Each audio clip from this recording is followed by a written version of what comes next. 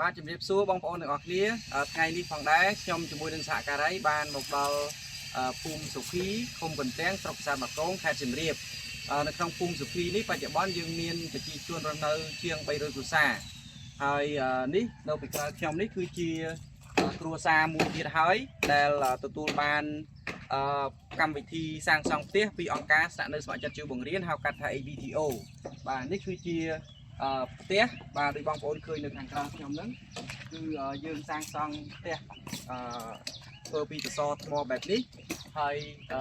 ខាងលើគឺយើងធ្វើឈើបាទធ្វើឈើហើយនេះគឺជាឈើដែលយើង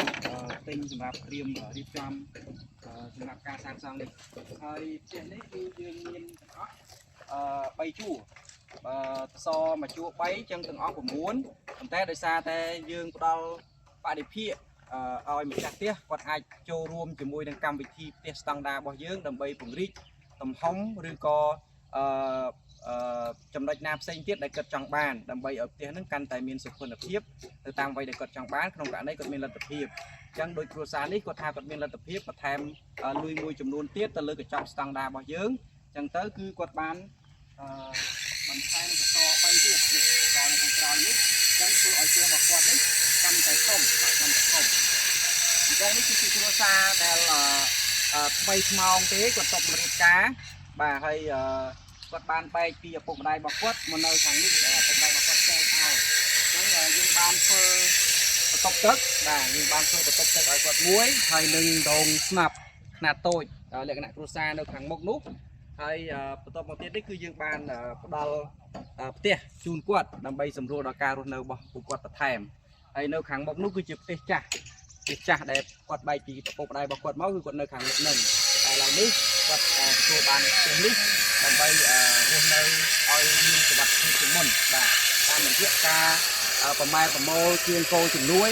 ពីអង្គការសហនៃស្ម័គ្រចិត្តជួយបង្រៀនក្រុមការដឹកនាំរបស់លោកគ្រូសឹមពិសិដ្ឋដែលបច្ចុប្បន្នគាត់ជាស្ថាបនិកនិងជាប្រធានក្រុមប្រឹក្សាភិបាលរបស់អង្គការដែលគាត់មានឱកាសនៅក្នុងការជួយគោសមិទ្ធផលទាំងអស់នេះជំនួយទាំងអស់នេះតាមរយៈ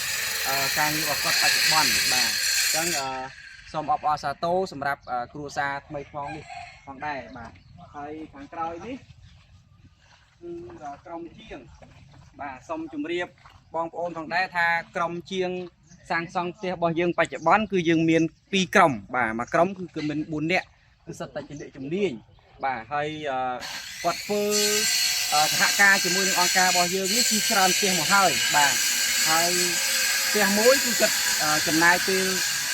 ពី7ថ្ងៃទៅ10ថ្ងៃដើម្បីសាងសង់គឺចប់បាទអញ្ចឹងគាត់មានរបៀបរបបហើយនឹងក្បាច់ក្បូររបស់គាត់រួចស្រេចបាច់អស់ហើយស្អែកនេះគឺជាការរៀបចំនៅថ្ងៃនេះគឺយើងដើម្បីរៀបចំសម្រាប់គេហៅថាលើកបាទលើកដែលមានការចូលរួមពីប្រជាជនដែលនៅជុំវិញផ្ទះហ្នឹងហើយនឹងមានការចូលរួមពីប៉ូលីសហើយនឹងប្រជាការពារភូមិបាទសម្រាប់ថ្ងៃស្អែកអញ្ចឹងថ្ងៃស្អែកនេះយើងនឹងឃើញពួកគាត់មកចូលរួមដើម្បីលើកផ្ទះនេះដើម្បីឲ្យចេញជាគ្រោងមានសសរមានដបូលបាទនេះគឺជាការរៀបចំគ្រោងសម្រាប់ត្រៀមលើកនៅថ្ងៃស្អែកបាទ